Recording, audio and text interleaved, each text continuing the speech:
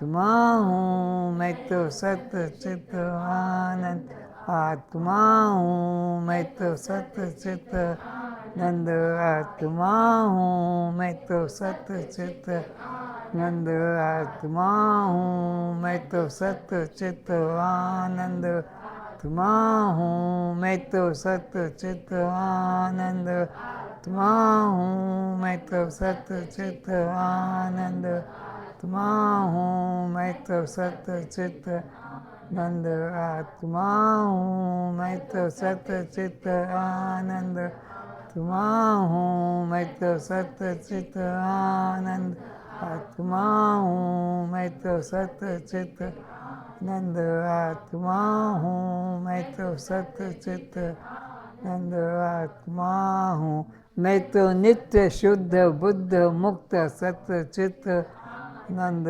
आत्मा हूँ मैं तो नित्य शुद्ध बुद्ध मुक्त सत्य चित नंद आत्मा हूँ मैं तो नित्य शुद्ध बुद्ध मुक्त सत्य चित नंद आत्मा हूँ मैं तो नित्य शुद्ध बुद्ध मुक्त सत्य चित नंद आत्मा हूँ मैं तो नित्य शुद्ध बुद्ध मुक्त चित आनंद आत्मा हूँ मैं तो नित्य शुद्ध बुद्ध मुक्त सत्य चित नंद आत्मा हूँ मैं तो नित्य शुद्ध बुद्ध मुक्त नंद आत्मा हूँ मनो बुद्धि चित्त अहंकार नाहम मनात्म देह मनो बुद्धि चित्त अहंकार नाहम मनात्म देह मनो बुद्धि चित्त अहंकार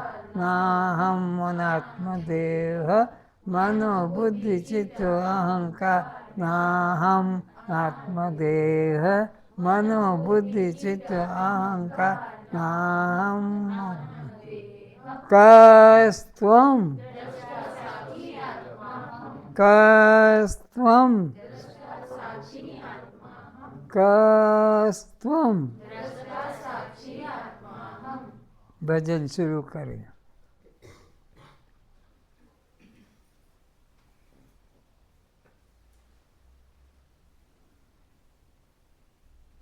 जब से मिले मोहे सतगुरु जी जब से मिले मोहे सतगुरु जी कट गए बंध 84 जी कट गए बंध 84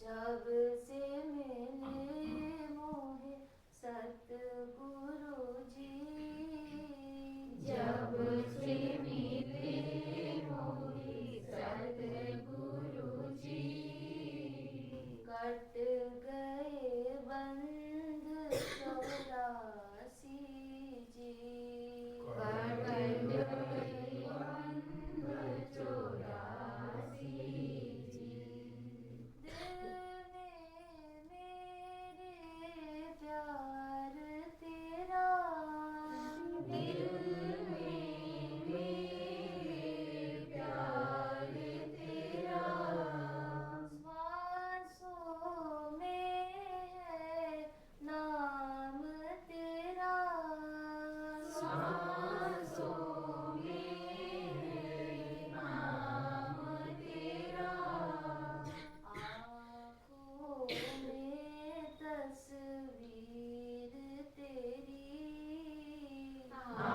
आँखों में तस्वीर तेरी जीवन में है मस्ती भरी जीवन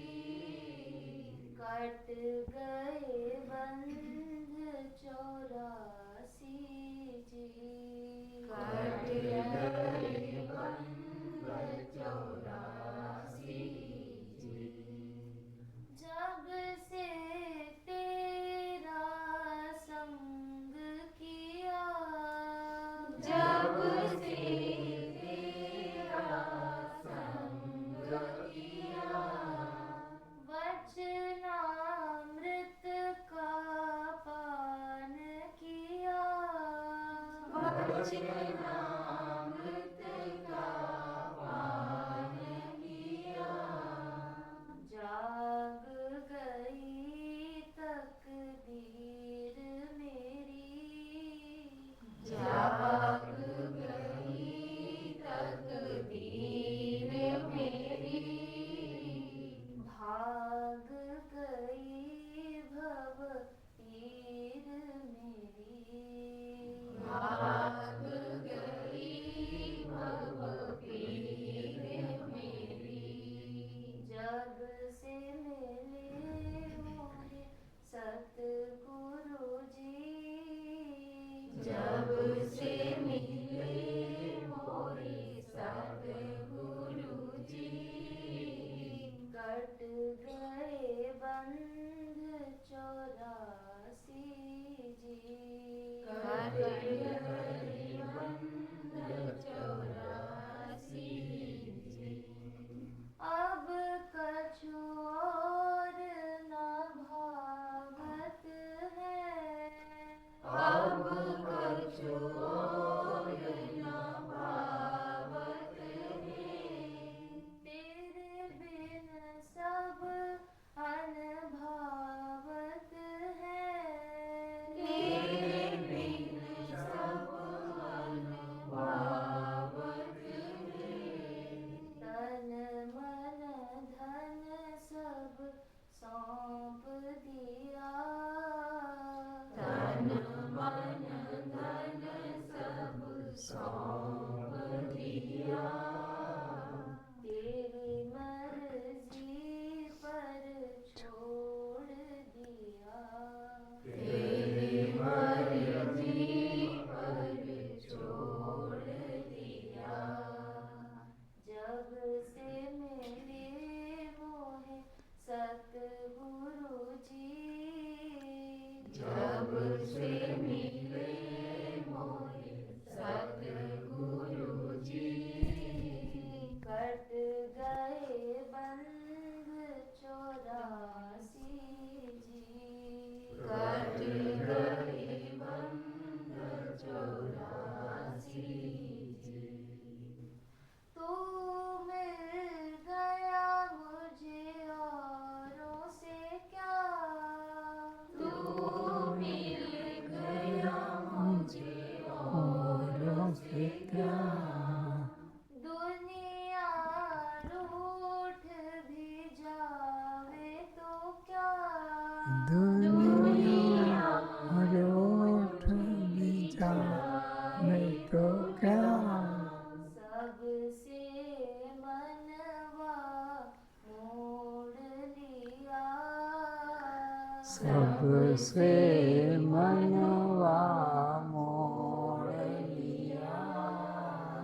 तेरे संग नाता जोड़ दिया, गुरु संग नाता,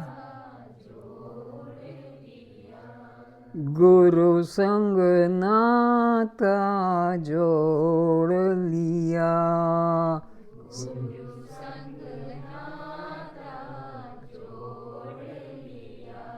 सबसे मनवा मोड़ लिया, सबसे मनवा मोड़ लिया। गुरु संग नाता जोड़ लिया। गुरु संग नाता जोड़ लिया। जब से मिले मोहे सतगुरु जी, जब से मिले मोहे सतगुरु जी। कट गए बंध 84 जी, कट गए बंध 84 जी। तू ही दवाक सिर मेरी, तू ही दवाक सिर मेरी। सच कहती हूँ कसम तू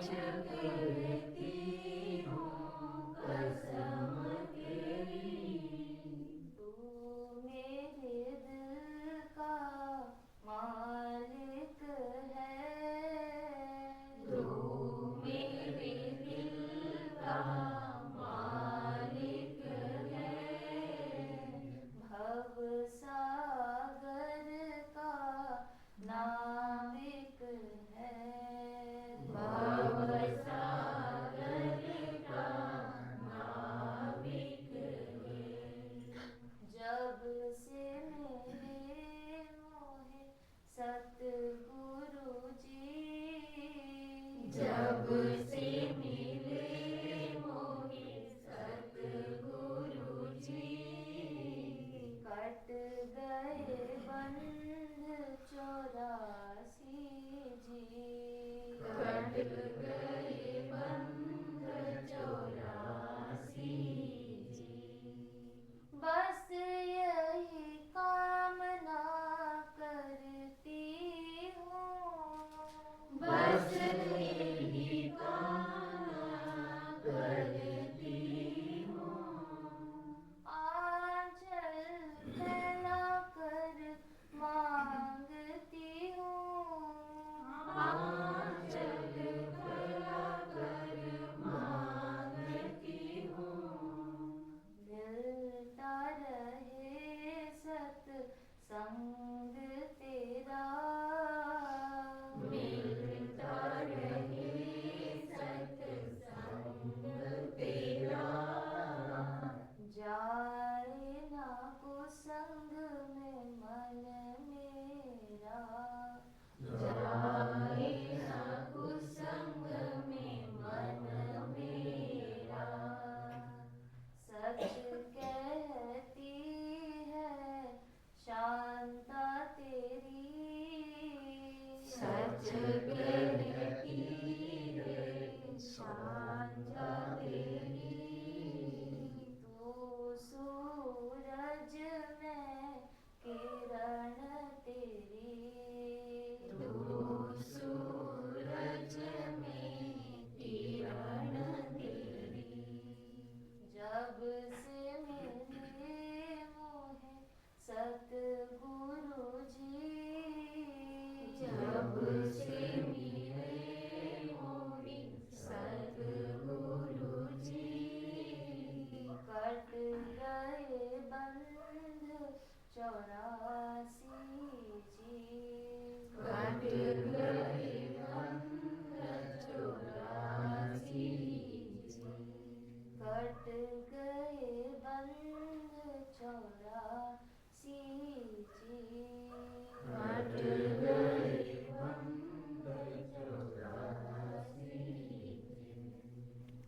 बोलो सद्गुरु भगवान की जय।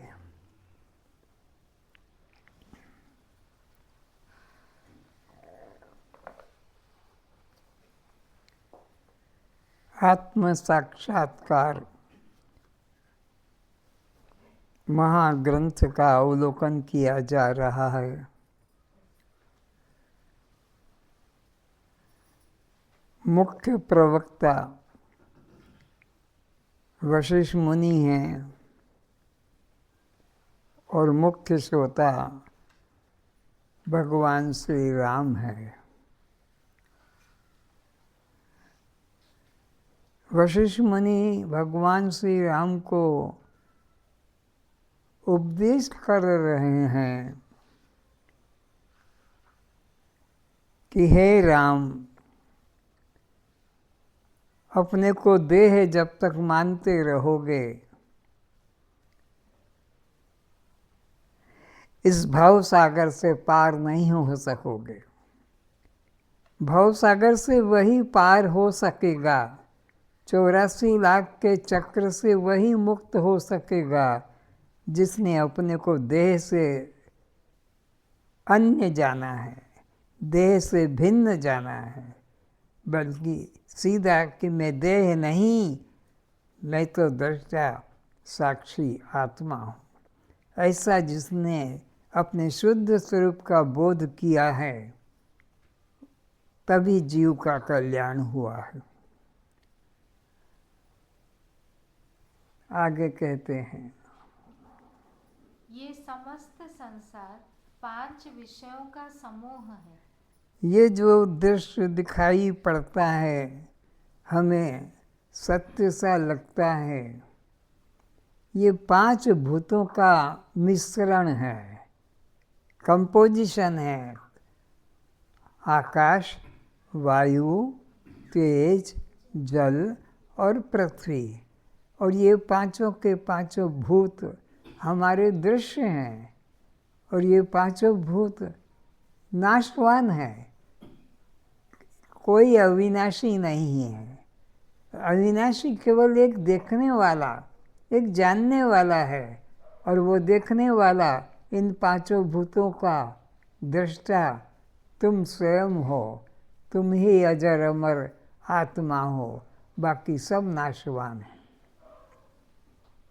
ये समस्त संसार 5 विषयों का समूह है, जिसे शब्द, स्पर्श, रूप, रस तथा गंध के नाम से ग्रहण करते हैं। 5 भूत आकाश, वायु, तेज, जल और पृथ्वी के नाम से प्रसिद्ध हैं। और इन्हीं के 5 स्वभाव हैं, शब्द, स्पर्श, रूप, रस और गंध। गंध पृथ्वी का विषय है, स्पर्श त्वचा का विषय है, रूप जो है नेत्र का विषय है, और रस जो है जिह्वा का विषय है, और शब्द आकाश का है। शब्द आकाश का है, स्पर्श वायु का है, तेज रूप का है, रस जल का है और गंध पृथ्वी की है। बाह्य दृश्य जगत इन्हीं पांचों के रूप में पाया जाता है। तो और ये जो जगत है इन 5 से अन्य भिन्न नहीं है। जगत में या तो कोई देखने की चीज़ होगी, या कोई छूने की चीज़ होगी, या सूंघने की चीज़ होगी, या सुनने की चीज़ होगी, या पकड़ने की होगी। इसके अलावा तो कोई जगत में कोई पदार्थ ही नहीं है। बस शब्द, स्पर्श, रूप, रस, गंध 5 विषय रूप में ये जगत है, जो दृश्य है, जो दृष्टा का विषय है, भोग का विषय है। इससे भिन्न यहाँ जगत में कुछ भी नहीं। इस दृश्य जगत को ग्रहण करने के लिए जीव के पास 5 मुख्य द्वार है। और जीव के पास में यह 5 विषयों को ग्रहण करने के मुख्य द्वार हैं। कौन कौन से द्वार हैं?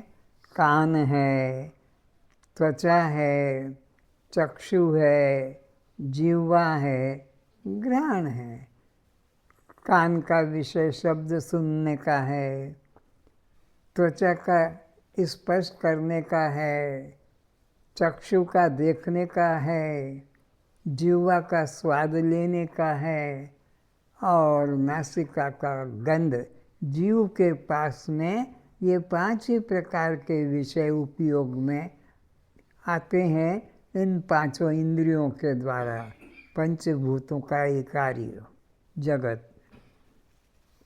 इसी प्रकार इन बाह्य विषयों को पहचानने, ग्रहण, त्याग, सोचने, समझने, अनुभव करने के लिए सभी इंद्रियों के पीछे एकमात्र यंत्र काम करता है, उसे अंतःकरण कहते हैं। तो इन 5 इंद्रियों के शब्द, स्पर्श, रूप, रस, गंध, इन 5 विषयों का अनुभव करने वाला एक ही यंत्र है, जिसको अंतःकरण कहते हैं।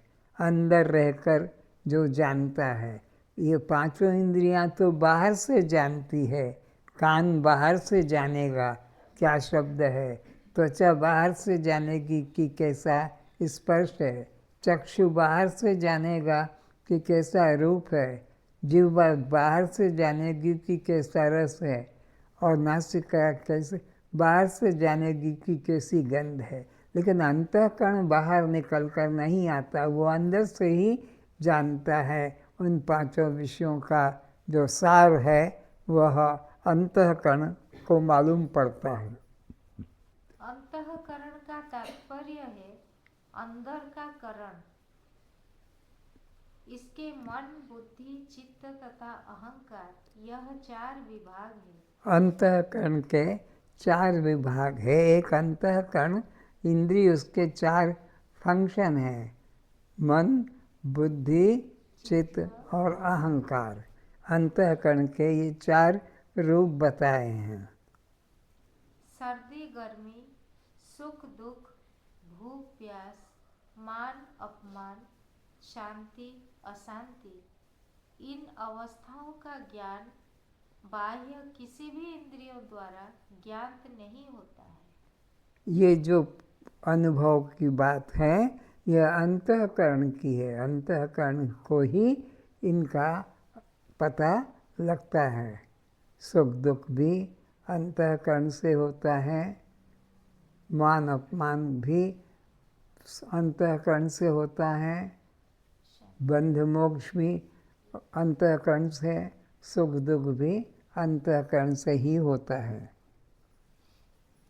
इन अवस्थाओं का ज्ञान भीतर ही होता है, जिन्हें बाहर प्रत्यक्ष रूप में ना तो विषयों की तरह देखा जा सकता है, ना जिन्हें परोक्ष रूप दूर कहीं बताया जा सकता है।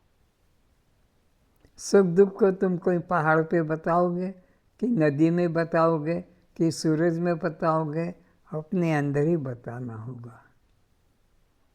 किंतु जो भूख प्यास सुख दुख की तरह अपरोक्ष है, उसका बोध इस अंतःकरण द्वारा ही सभी को होता है। फिर से जो भूख प्यास सुख दुख, ये भूख प्यास से किसको, दूसरे को पता नहीं लगेगा, तुमको को पता लगता है।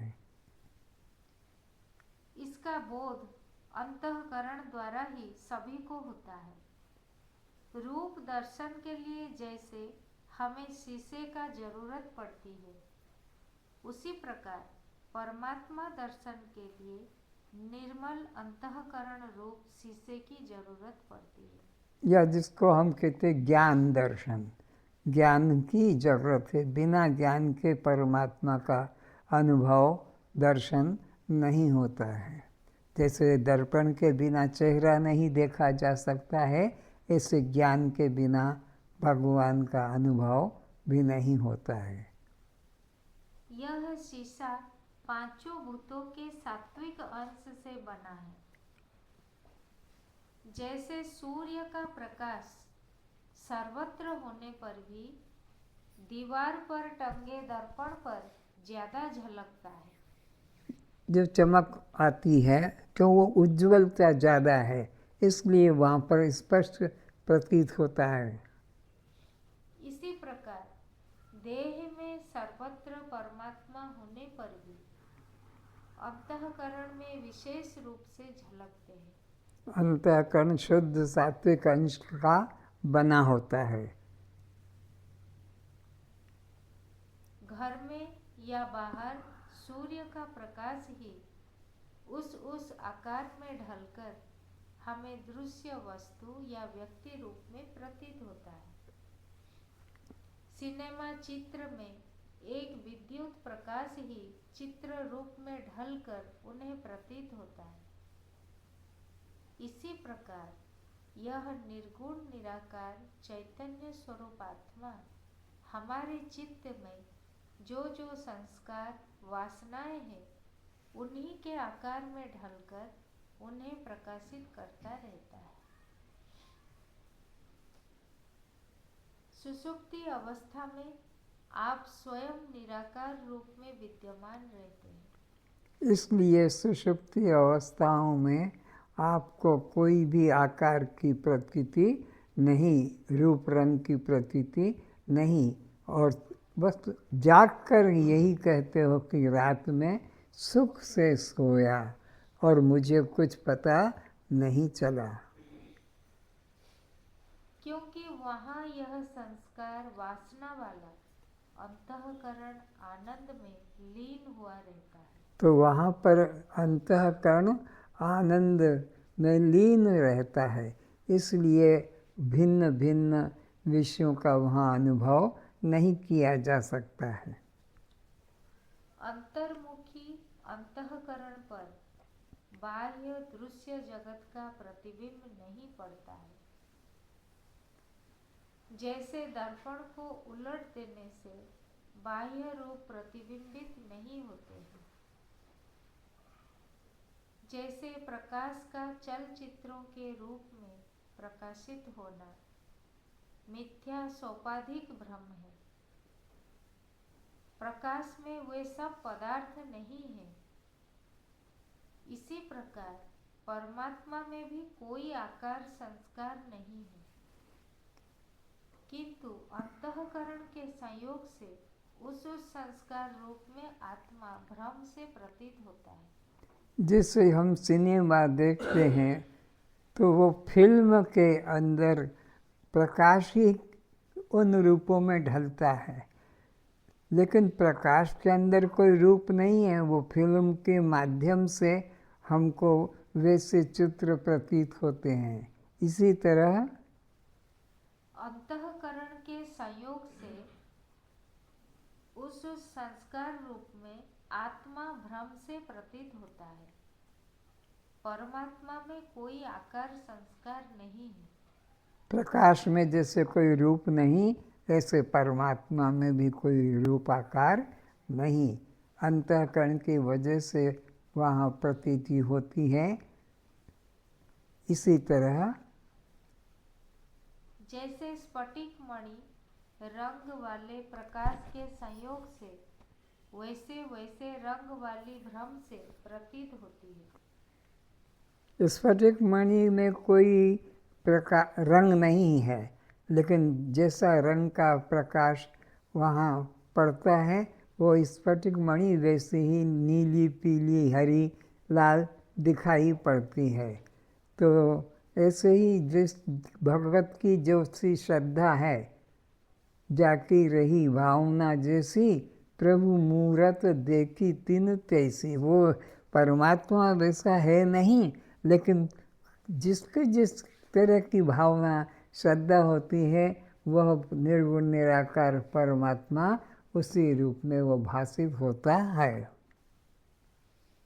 यदि अंतःकरण न हो तो यह जगत भी प्रतीत नहीं होता। जैसे सुषुप्ति में अंतःकरण अंतर्मुखी होने से आनंद के सिवा अन्य कुछ भी प्रतीत नहीं होता।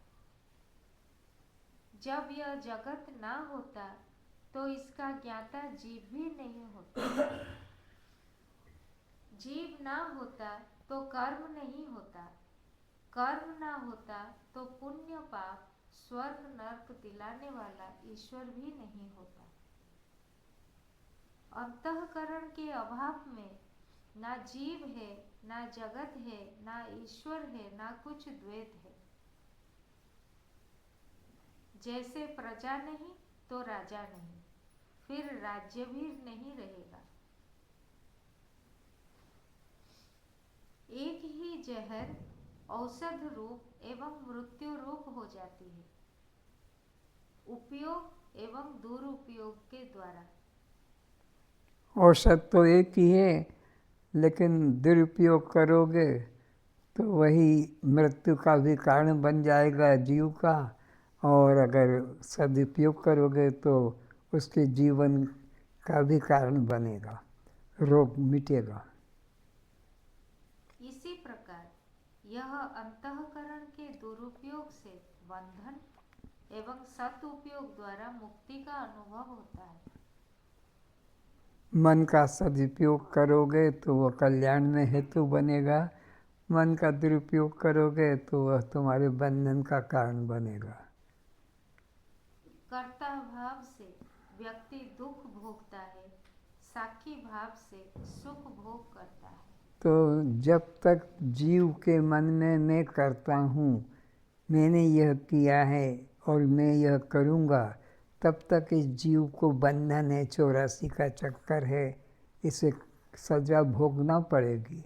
और जब यह देख लेता है विचार के द्वारा कि कर्म करना इंद्रियों का धर्म है, प्राण का धर्म है, मन बुद्धि का धर्म है, चित्त अहंकार का धर्म है, कर्म करना मेरा स्वभाव नहीं है, भोगना मेरा स्वभाव नहीं है, मैं तो इन कर्म और भोगों का केवल दृष्टा साक्षी असंग आत्मा हूँ, यह भाव आएगा तो यह जीव मुक्त है। बाह्य जगत का सभी अनुभव अंतःकरण बिना नहीं होता है। तो इस संसार का सभी ज्ञान अंतःकरण के द्वारा होता है। सुषुप्ति में अंतःकरण नहीं, इसलिए संसार का ज्ञान नहीं होता। जागने से अंतःकरण जग जाता है तो संसार का ज्ञान होने लगता है। बाह्य जगत का सभी अनुभव अंतःकरण के बिना नहीं होता है। ये जागना है, अंतःकरण का ही जागना है। जागना में क्या है, अंतःकरण ही तो जागता है, और सोने में क्या है, अंतःकरण सो जाता है, इसलिए कुछ पता गहरी नींद में नहीं लगता है। इसी प्रकार इस अंतःकरण द्वारा जो भी अनुभव होता है यह बिना आत्मा के नहीं होता है। अंतःकरण स्वयं सत्ताहीन परतंत्र है। अंतःकरण का बनाया द्वैत है, वास्तव में कोई द्वैत है ही नहीं। द्वैत मानना ही अज्ञान है। एक ब्रह्म के अतिरिक्त नेह नानास्ति किंचन, किंचित भी अन्य नहीं है। एक मेवा अद्वितीयम ब्रह्म। द्वैत अज्ञानता के कारण है, अन्यथा एक चेतन सत्ता, एक ब्रह्म सत्ता के अतिरिक्त कोई अन्य नहीं। और यह हो अनन्य ज्ञान होना, अभिन्न ज्ञान होना, एकत्व ज्ञान होना ही मुक्ति का हेतु है। आत्मा निष्क्रिय असंग अद्वय है। अंतःकरण में राग द्वेष भेद बुद्धि है।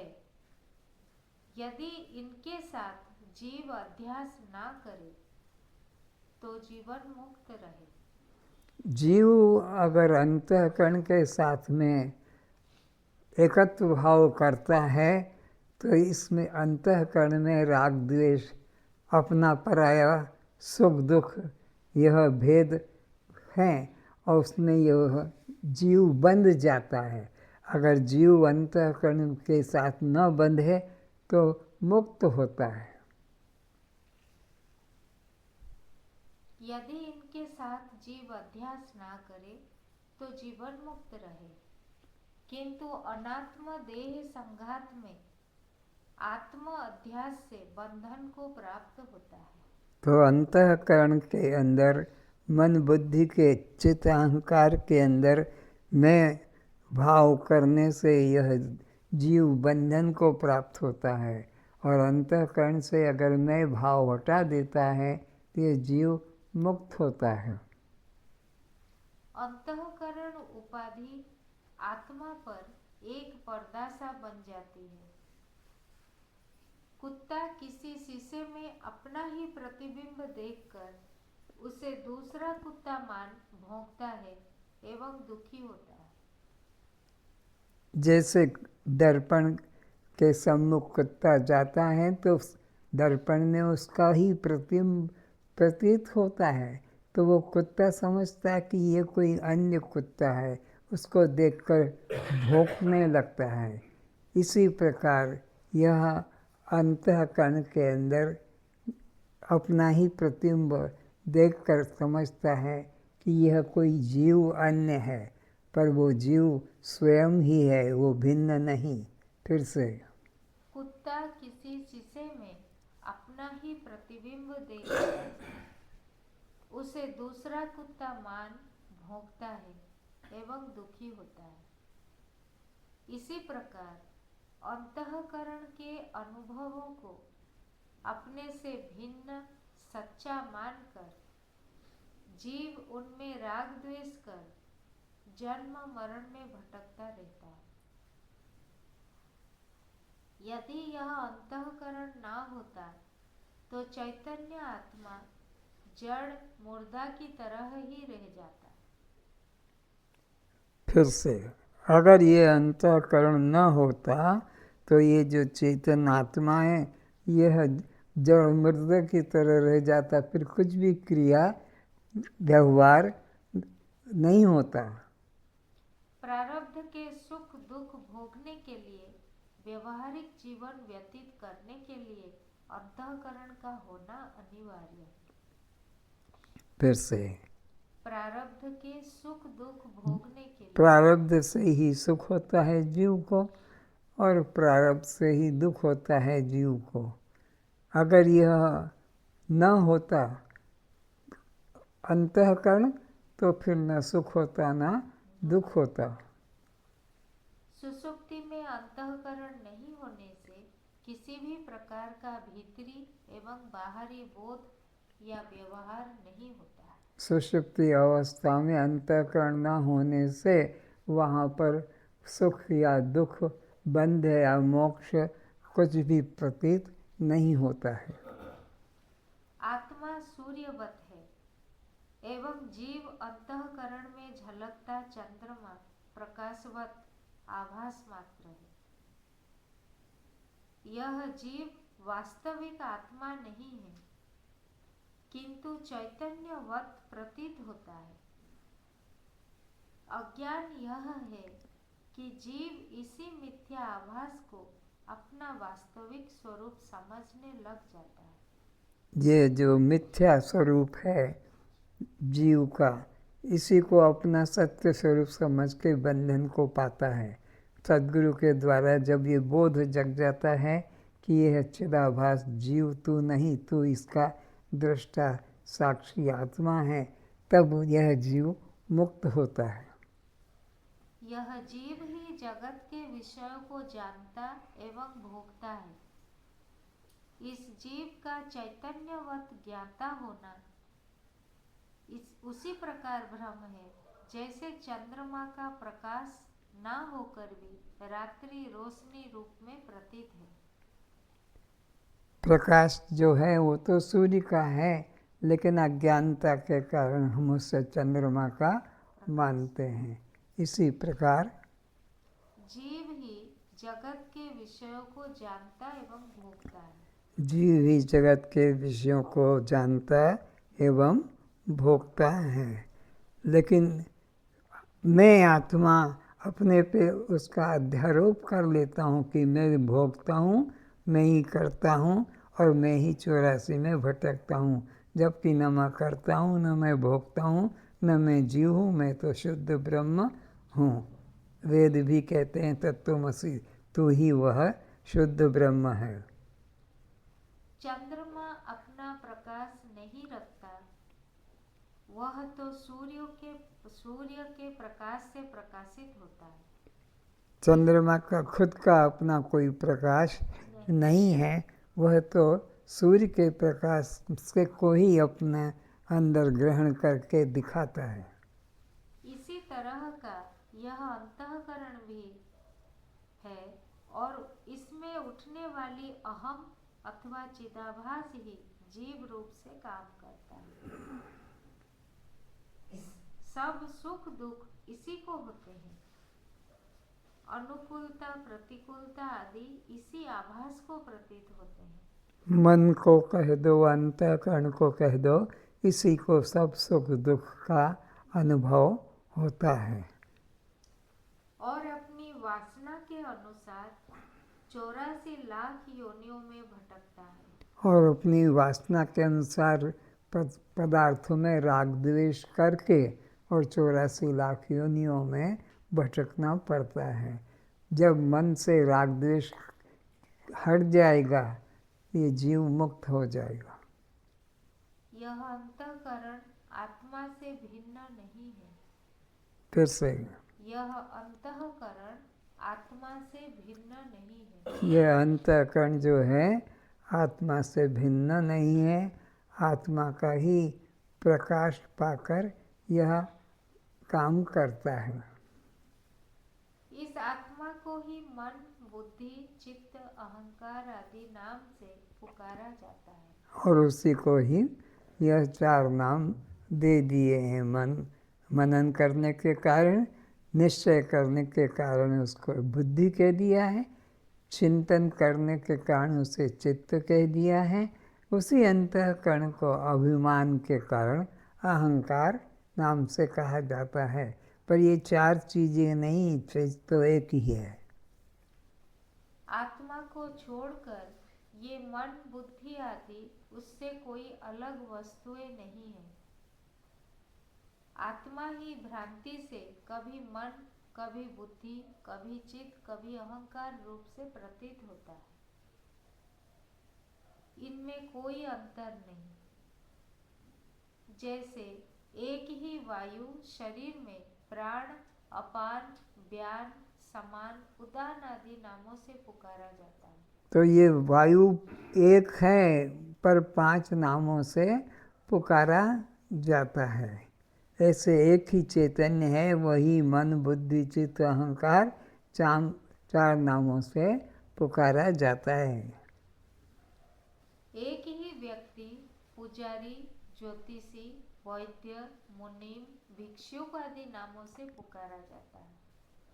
पूजा करता है उसी व्यक्ति को पुजारी कह देते हैं।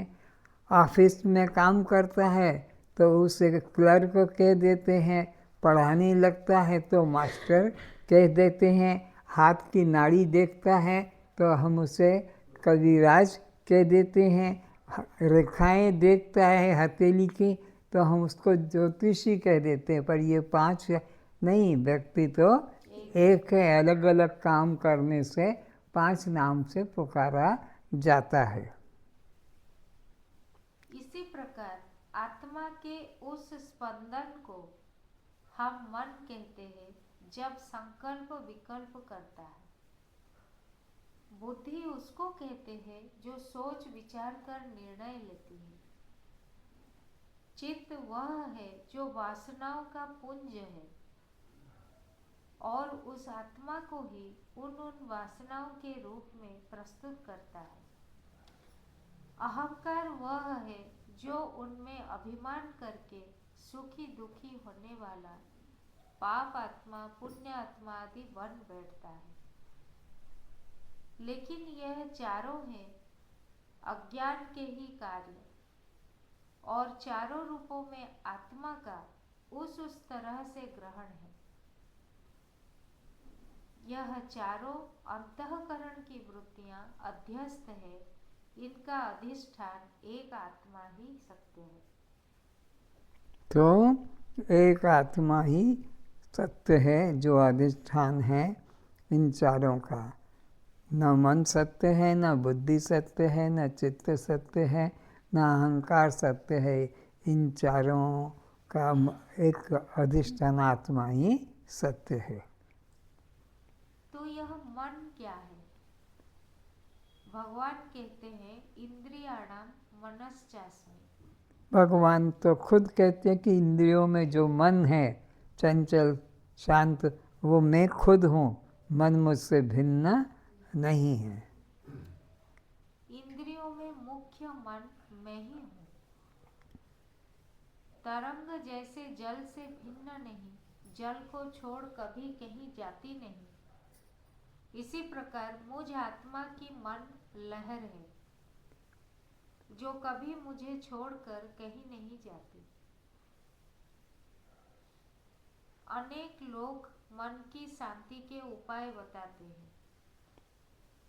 वो यह मानकर चलते हैं कि मन नाम की कोई स्थायी ठोस आकार वाली वस्तु है जो अशांति पैदा करती है।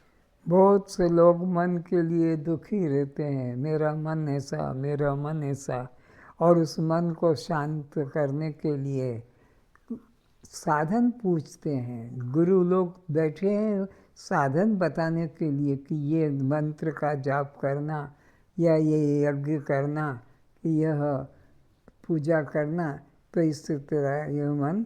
लेकिन जितना जितना साधन बताया जाता है मन उतना उतना और चंचल और अशांत ही होता जाता है।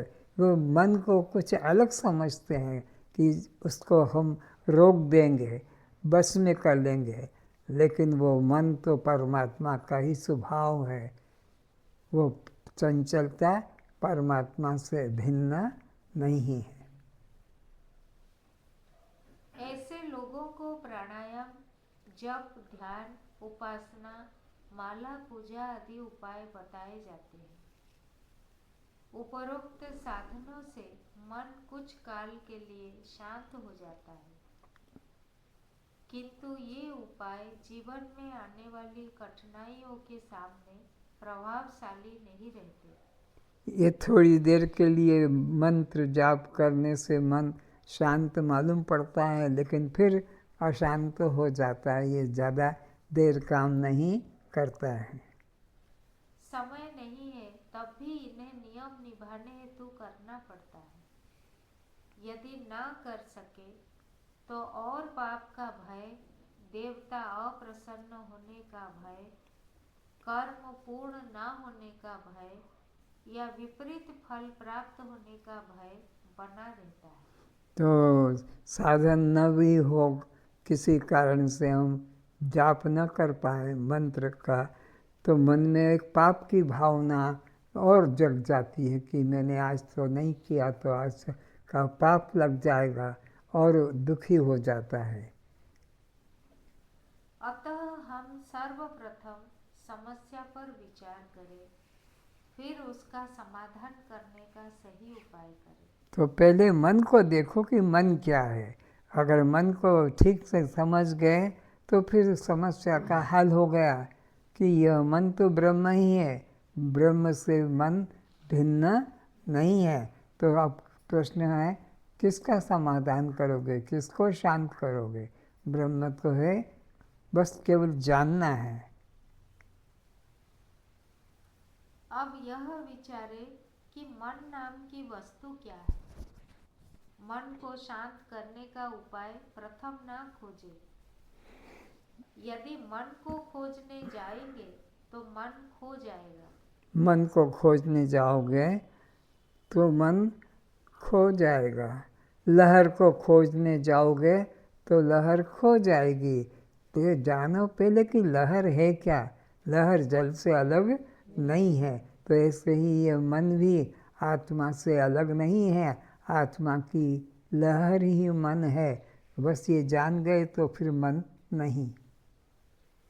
जैसे हमें मंद अंधकार में पड़ी रस्सी में सर्प की प्रतीति होती है, तो मंद अंधकार में पड़ी रस्सी में जो सर्प भ्रम होता है, तो उसके लिए हम मारने के लिए कोई तलवार या कोई लाठी लेकर खोजने जाएं, पर उसके पहले जान लो कि वो सर्प है कि नहीं है, कि केवल भ्रांति है। अगर पता लग गया कि वो सर्प नहीं, रस्सी का टुकड़ा है, तो फिर साधन खोजने की जरूरत भी नहीं है। तो मन आत्मा है, यह अगर बोध जग गया तो फिर मन को वश में करने की झंझट ही करना नहीं पड़ेगी। उसे मारने हटाने के अनेक प्रयत्न करे तो भी वह सभी प्रयास हमारे भय को दूर नहीं कर सकेंगे। प्रकाश करके देखेंगे तो फिर सर्प की सत्ता ही नहीं मिलेगी। फिर रस्सी ही प्रतीत हो जाएगी, तो भय भी खत्म हो जाएगा और मारने का जो विचार था वो भी रुक जाएगा। वह अपने अधिष्ठान रस्सी से भिन्न कुछ भी नहीं पाया जाएगा। इसी प्रकार मन का अन्वेषण करने पर कि मन क्या है, तो मन गुम हो जाता है, केवल अधिष्ठान आत्मा ही शेष रह जाती है। जैसे तरंग को ढूंढने जाओगे तो तरंग खो जाएगी, केवल अधिष्ठान जल ही वहाँ प्रतीत होगा। तो ऐसे ही यह मन तो खो जाएगा, अधिष्ठान आत्मा ही रह जाएगा। यह विचार मार्ग समस्या को समझने पर जोर देता है। यहाँ जहाँ भ्रम होता है वहाँ पर विचार मार्ग काम करता है। जहाँ भ्रम नहीं होता है वहाँ साधन साध्य क्रियाएं करना पड़ती है।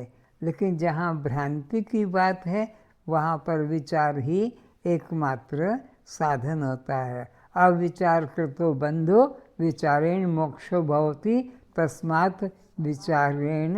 इसलिए विचार करो, निरंतर विचार पे जोर दिया है उपनिषदों में। समस्या समझ आ गई तो समाधान स्वतः हो जाएगा। जैसे प्रकाश होने से पता लग जाता है कि जिस सर्प को मैं घातक विराट समझता था वह मात्र रस्सी है, तो उसका भय, दंड, पत्थर, तलवार, बंदूक की खोज एवं उसको मारने का समस्त परिश्रम समाप्त हो जाता है। इतनी सरलता से इस विचार मार्ग में कि समस्या का समाधान हो जाता है। कितनी सरलता से इस समस्या का समाधान हो जाता है। मन में ये जो भ्रम था, ये भ्रम का निवारण हो गया तो समस्या का निवारण हो गया। कितना सरलता, बस प्रकाश करते ही सर्प का भ्रम चला गया। किंतु मंद बुद्धि के लोगों को यह मार्ग कठिन लगता है। पर विचार मार्ग मंद बुद्धि वालों को कठिन लगता है। विवेकी पुरुषों को, बुद्धिमान पुरुषों को विचार मार्ग सरल लगता है और कर्म का मार्ग कठिन लगता है, क्योंकि वो जानते हैं कि इसका कोई उपयोग नहीं है। वहाँ तो रस्सी ही है, वहाँ सर्प है ही नहीं, तो ना बंदूक की जरूरत है, ना तलवार की, ना दंड की जरूरत है। अब यह देखें कि यह मन क्या है जिसका हमें अनुभव हो रहा है। यह सत्य है या मिथ्या या असत। अब मन के ऊपर विचार किया जा रहा है कि मन क्या है, वो सत्य है कि मिथ्या है कि असत्य है, वो है भी कि है नहीं, तो उसका विचार करते हैं। पारमार्थिक सत्य वह सत्ता है जिसका अस्तित्व भूत, वर्तमान, भविष्य में एक समान बना रहे। व्यवहारिक सत्ता, प्रातिभाषिक सत्ता और परमार्थिक सत्ता, तीन तरह की सत्ता मानी गई है। परमार्थिक सत्ता वह है जिसका कभी नाश भूत में भी होता है, वर्तमान में भी होता है और भविष्य में भी होता है, उसको परमार्थिक सत्ता कहते हैं। प्रातिभाषिक सत्ता किसे कहते हैं? जिसका नाम ही नाम हो, बस नाम ही नाम हो और वस्तु प्रतीत न हो, उसको प्रातिभाषिक सत्ता कहते हैं।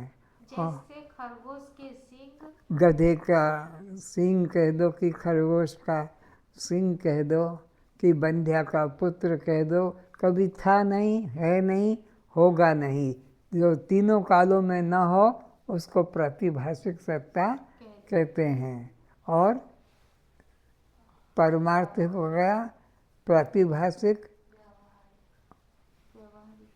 नहीं है।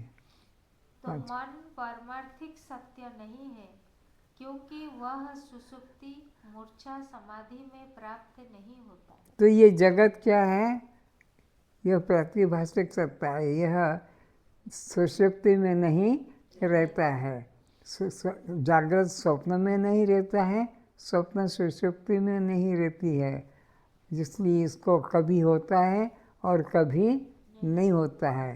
तो ये भ्रम जो है यह कौन से है सत्ता है? इसका निवारण ज्ञान से ही होगा, चिंतन से होगा, क्रिया से नहीं।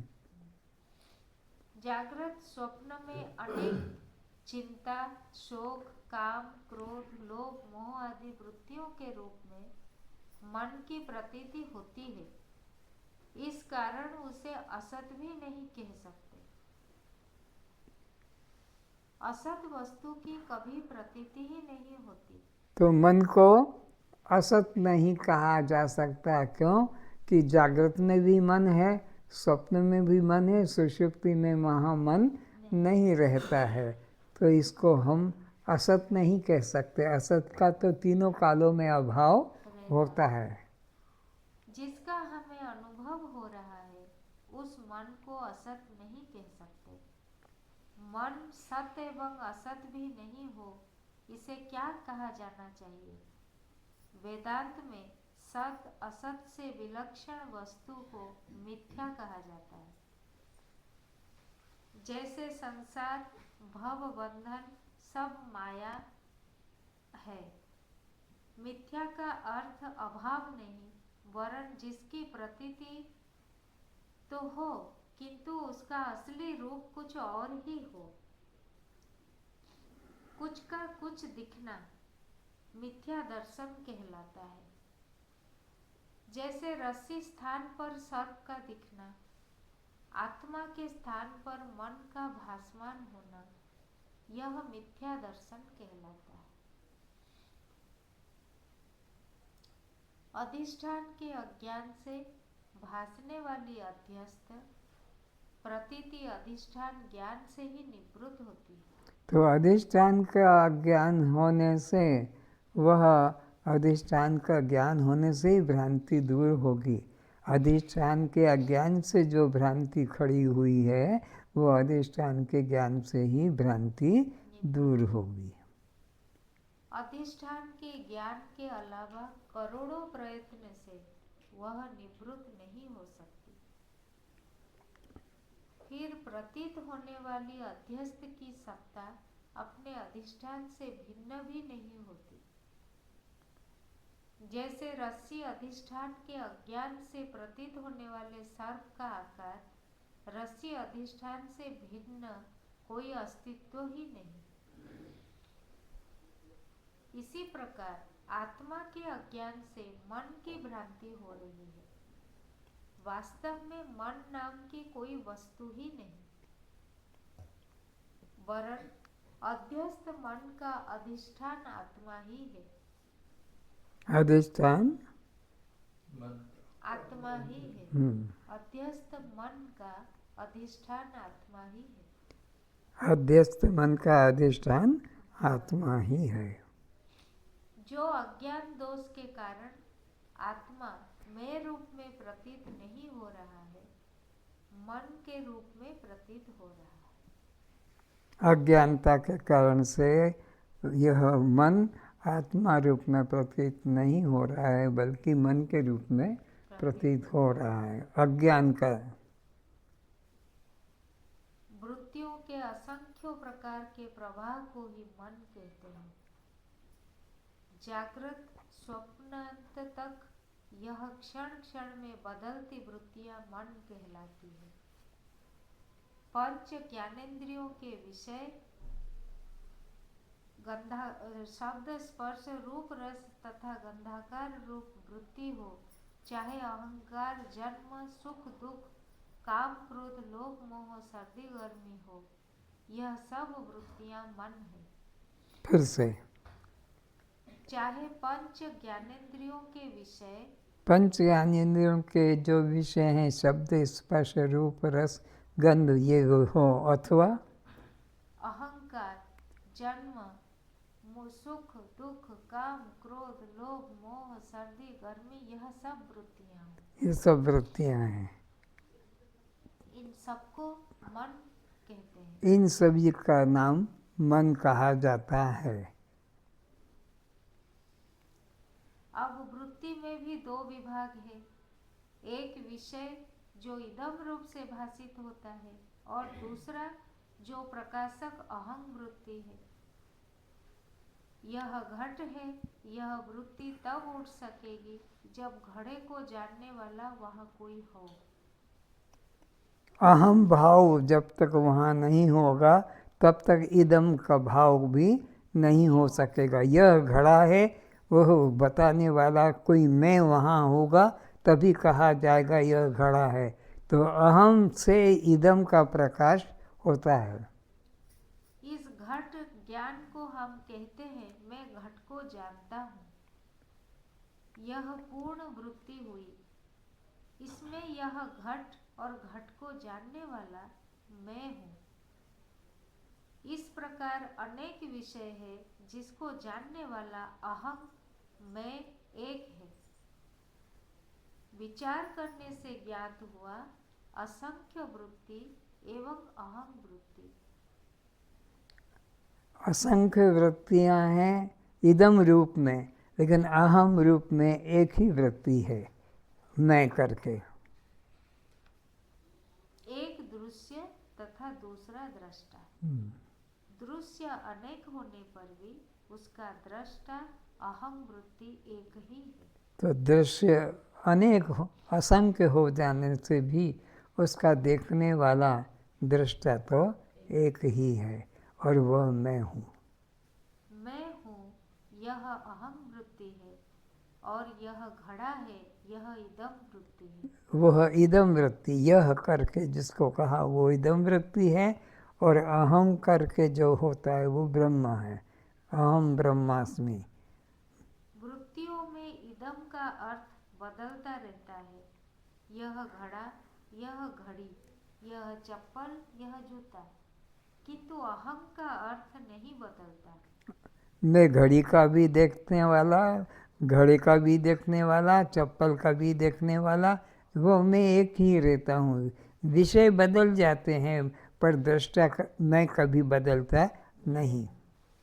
वह सबका प्रकाशक समान ही रहता है कि मैं घड़े को जानता हूँ, घड़ी को जानता हूँ, चप्पल को जानता हूँ, जूते को जानता हूँ।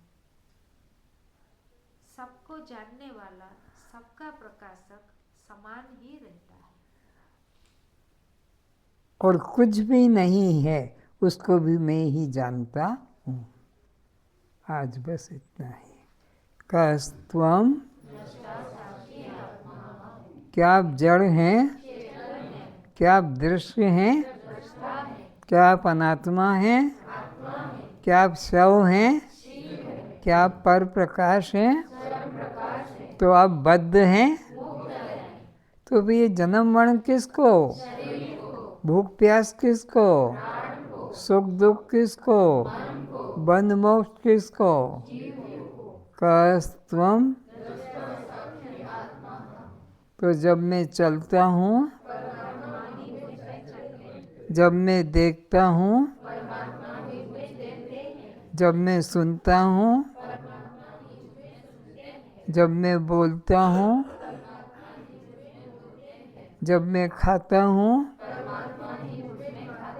जब मैं पीता हूँ,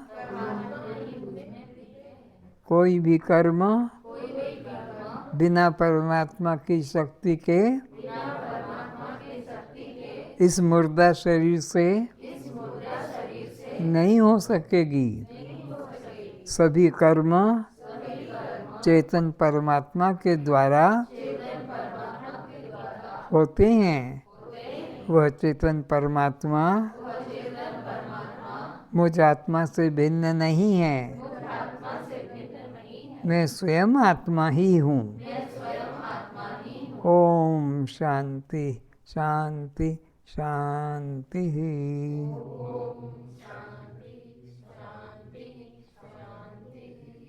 ओम सहना भवतु,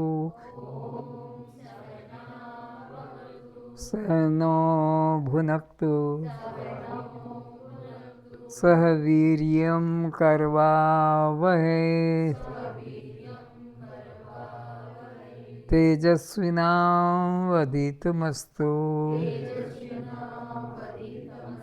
मा विद्विषावहै। ओम शांति शांति शांति।